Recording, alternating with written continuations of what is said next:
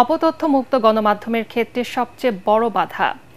এর বিরুদ্ধে সজাগ না থাকলে গণ অভ্যুত্থানের সুফল ম্লান হয়ে যাবে বলে মন্তব্য করেছেন বিএনপি মহাসচিব মির্জা ফখরুল ইসলাম আলমগীর।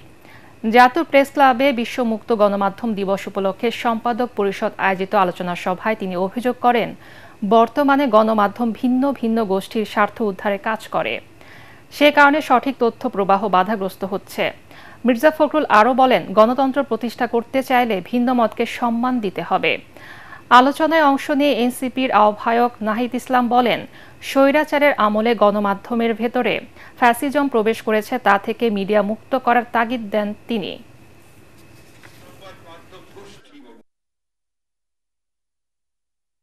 গণমাধ্যম সংস্কার কমিশনের সুপারিশগুলা দ্রুত আসবে এবং বাস্তবায়ন হবে, সেটি অনাকাঙ্ক্ষিতভাবে অনেক দেরি করছে।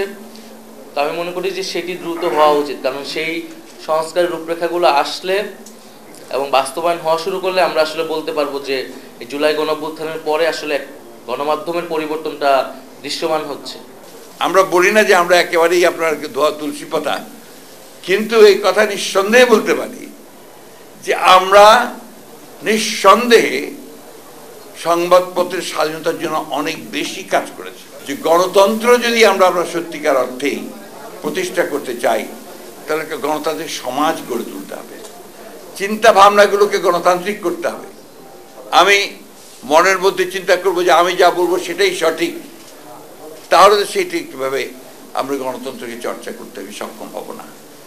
একইভাবে সংবাদ মাধ্যমগুলোকে তারা আমার কথা বললে ঠিক আছে আর আমার কথা বললে ঠিক নেই, এই চিন্তা ভাবনাও কিন্তু আমার গণতান্ত্রিক যে চর্চা সেটাকে শক্তিশালী করবে না। মিয়ানমারে গৃহযুদ্ধ পরিস্থিতি স্বাভাবিক না হলে রোহিঙ্গা প্রত্যাবাসনের সুযোগ নেই বলে জানিয়েছেন পররাষ্ট্র উপদেষ্টা তৌহিদ হোসেন।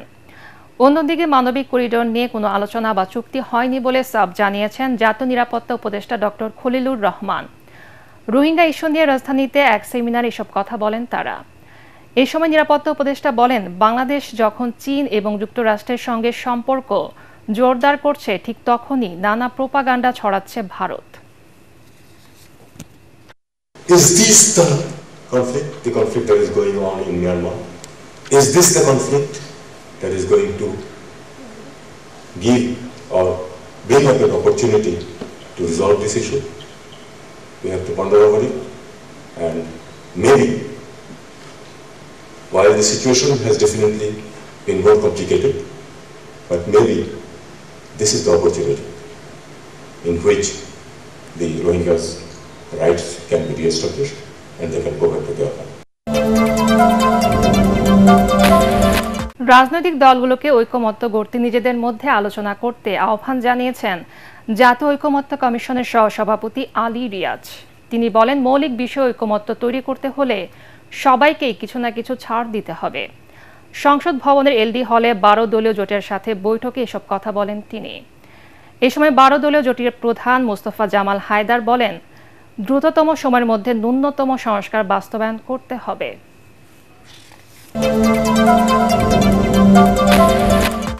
নারী সংস্কার কমিশনের সুপারিশ মালায় বিতর্কিত এবং সাংঘর্ষিক ধারাগুলোর বৈধতা চ্যালেঞ্জ ও এসব ধারা পর্যালোচনার জন্য বিশেষজ্ঞ কমিটি গঠনের নির্দেশনা চেয়ে হাইকোর্টে রিট দায়ের করা হয়েছে।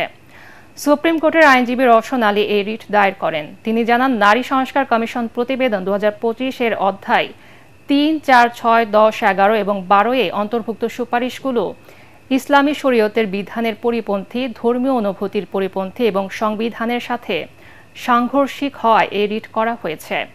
রিটে 3টি মন্ত্রণালয় এবং নারী সংস্কার কমিশনের চেয়ারম্যানকে বিবাদী করা হয়েছে। বিচারপতি ফাতেমা নজিব ও বিচারপতি শিকদার মাহমুদুর রাজির দ্বৈত বেঞ্চে চলতি সপ্তাহে রিট আবেদনটির উপর শুনানি হতে পারে।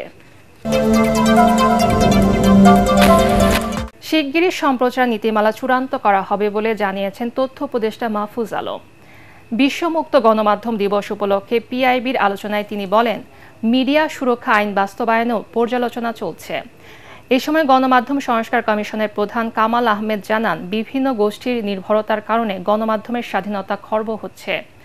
সাংবাদিকদের আর্থিক নিরাপত্তা নিশ্চিত করতে পারলে স্বাধীন সাংবাদিকতা সম্ভব বলেও মনে করেন তিনি।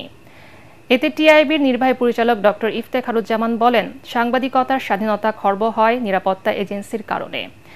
এ বিষয়ে তথ্য মন্ত্রণালয়কে উদ্যোগী হবার আহ্বান জানান সংবাদপত্রের মালিকদের সংগঠন নোয়াব সভাপতি AK আজাদ।